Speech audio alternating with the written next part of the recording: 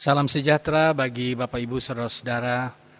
Dalam kesempatan ini kita akan mengikuti khotbah online Jemaat Gimit Diaspora dengan tema dipanggil dalam kebersamaan untuk melayani. Namun sebelum kita membaca, mendengar, dan merenungkan firman Tuhan, kita berdoa. Ya Tuhan Allah Bapa di sorga, Engkaulah sumber kehidupan bagi kami. Berikanlah kepada kami hikmat untuk memahami firman Tuhan, sehingga kami dapat mengerti dengan baik dan memberlakukan di dalam hidup beriman tiap hari. Di dalam Yesus Kristus, firman yang hidup itu. Amin. Pembacaan Alkitab minggu ini terambil dari Injil Yohanes pasal 1 ayat 35 sampai 51. Demikian firman Tuhan. Pada keesokan harinya, Yohanes berdiri di situ pula dengan 2 orang muridnya. Dan ketika ia melihat Yesus lewat, ia berkata, "Lihatlah anak domba Allah." Kedua murid itu mendengar apa yang dikatakannya itu, lalu mereka pergi mengikut Yesus. Tetapi Yesus menoleh ke belakang. Ia melihat bahwa mereka mengikut dia, lalu berkata kepada mereka, "Apakah yang kamu cari?" Kata mereka kepadanya, "Rabi," artinya guru, "di manakah engkau tinggal?" Ia berkata kepada mereka, "Marilah dan kamu akan melihatnya." Mereka pun datang dan melihat di mana ia tinggal, dan hari itu mereka tinggal bersama-sama dengan dia. Waktu itu kira-kira pukul 4.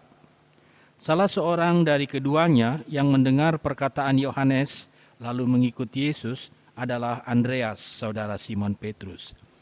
Andreas mula-mula bertemu dengan Simon, saudaranya, dan ia berkata kepadanya, "Kami telah menemukan Mesias," artinya Kristus. Ia membawanya kepada Yesus. Yesus memandang dia dan berkata, "Engkau Simon anak Yohanes, engkau akan dinamakan Kefas," artinya Petrus. Pada keesokan harinya, Yesus memutuskan untuk berangkat ke Galilea. Ia bertemu dengan Filipus dan berkata kepadanya, "Ikutlah aku." Filipus itu berasal dari Betsaida, kota Andreas dan Petrus. Filipus bertemu dengan Nathanael dan berkata kepadanya, "Kami telah menemukan dia yang disebut oleh Musa dalam kitab Taurat dan oleh para nabi, yaitu Yesus, anak Yusuf dari Nazaret." Kata Nathanael kepadanya, "Mungkinkah sesuatu yang baik datang dari Nazaret?" Kata Filipus kepadanya, "Mari dan lihatlah." Yesus melihat Nathanael datang kepadanya, lalu berkata tentang dia, "Lihat, inilah seorang Israel yang sejati, tidak ada kepalsuan di dalamnya." Kata Nathanael kepadanya, "Bagaimana engkau mengetahui aku?" Jawab Yesus kepadanya, "Sebelum Filipus memanggil engkau, aku telah melihat engkau di bawah pohon ara." Kata Nathanael kepadanya, "Rabi, engkau anak Allah, engkau raja orang Israel."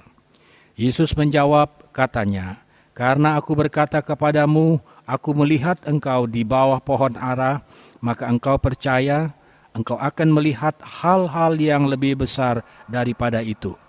Lalu kata Yesus kepadanya, "Aku berkata kepadamu, sesungguhnya engkau akan melihat langit terbuka dan malaikat-malaikat Allah turun naik kepada Anak Manusia."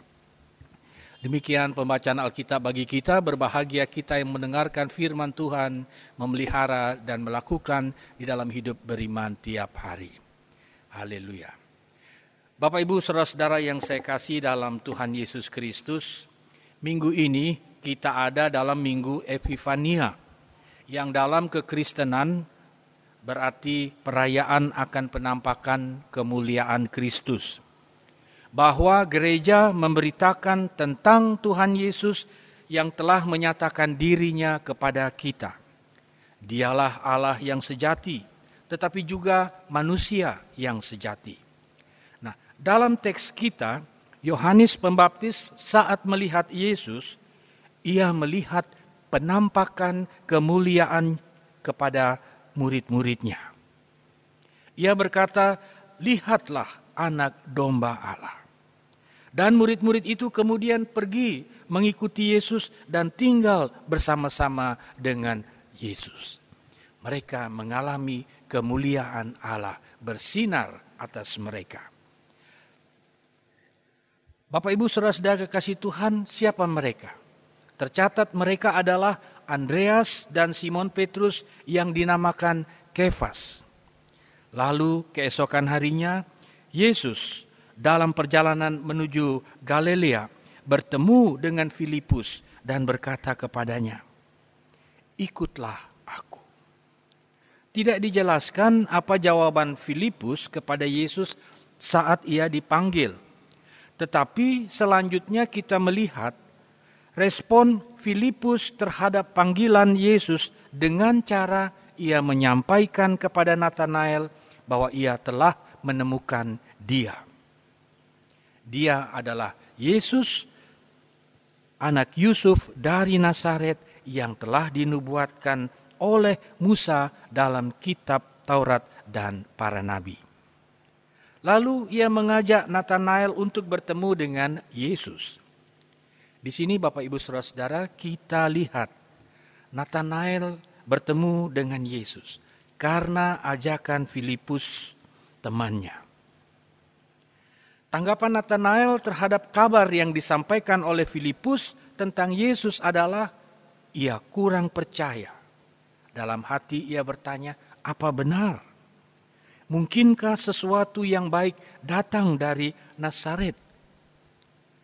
Namun sungguh heran, saat ia bertemu dengan Nathanael, Yesus mengatakan, "Inilah seorang Israel sejati.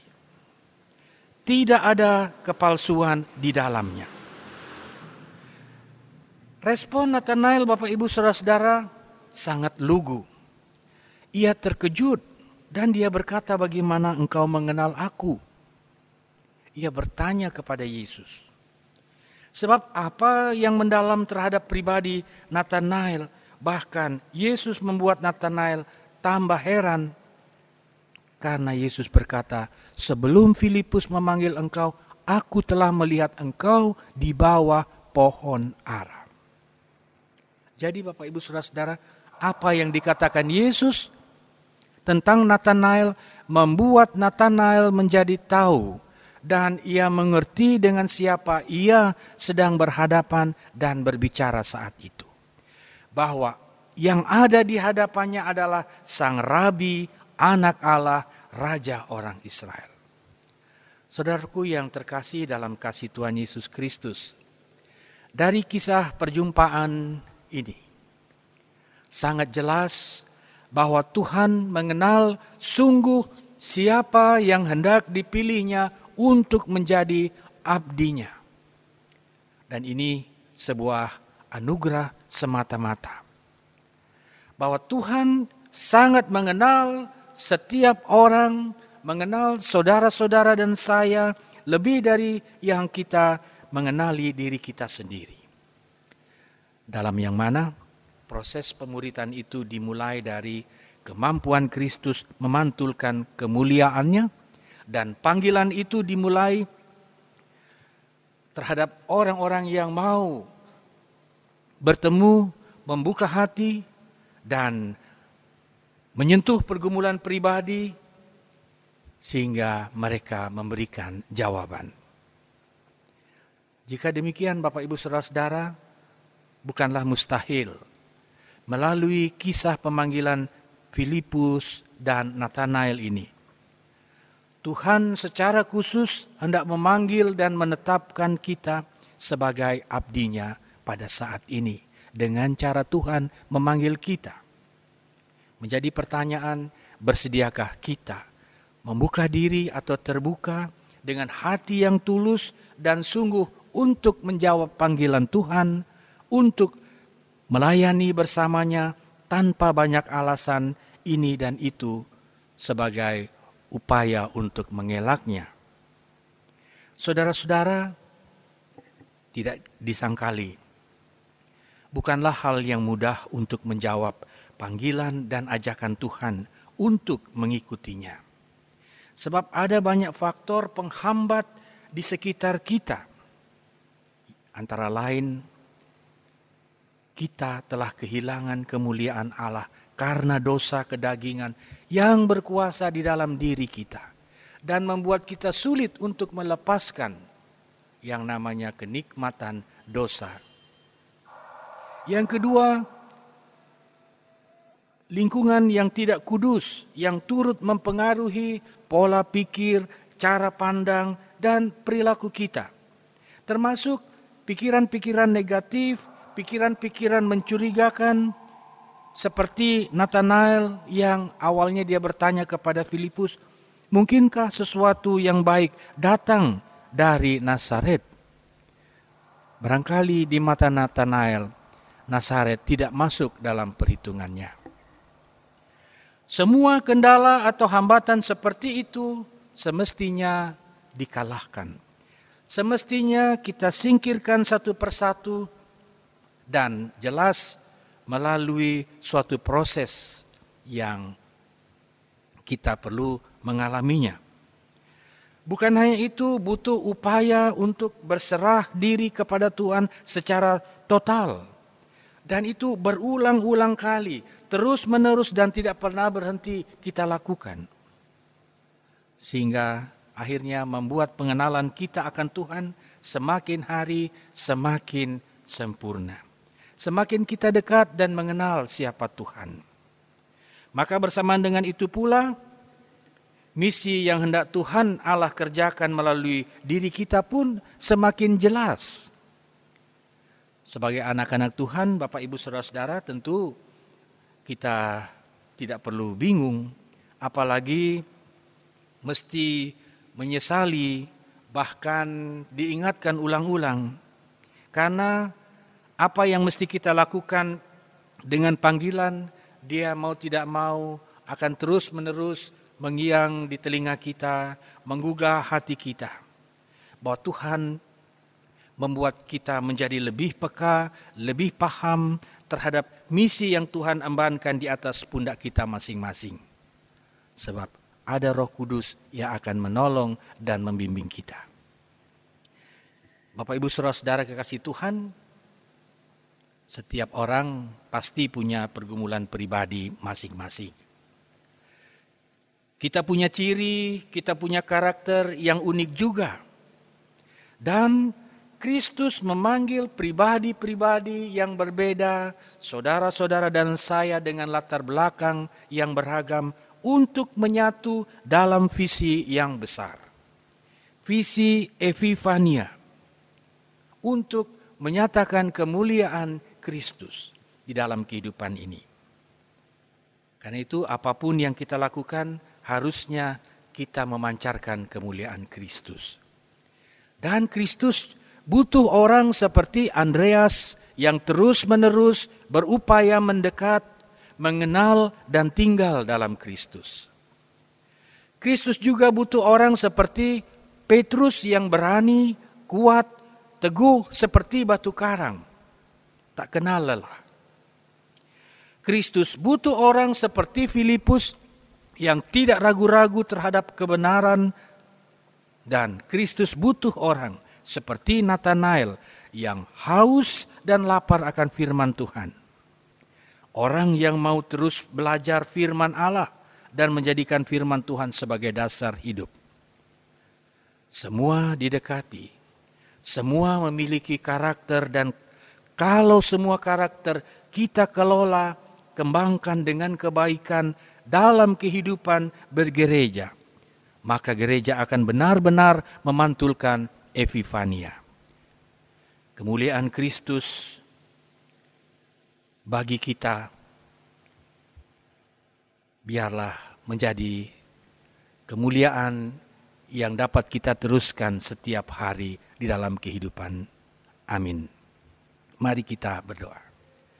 Tuhan Yesus, terima kasih sebab kami boleh diingatkan kembali bahwa kami telah menerima panggilan untuk terlibat di dalam pelayanan yang Bapa percayakan bagi kami di dalam dunia ini.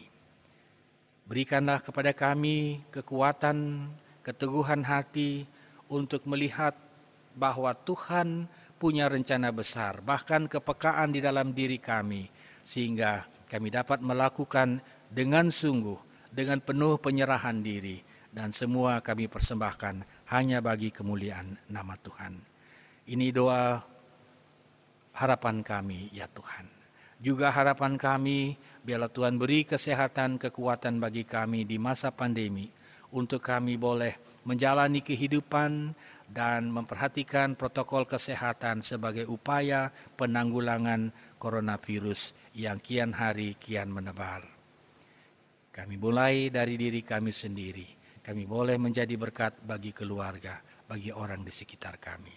Hanya dalam nama Tuhan Yesus kami datang berdoa, berserah diri di dalam menjalani kehidupan di minggu yang baru. Amin.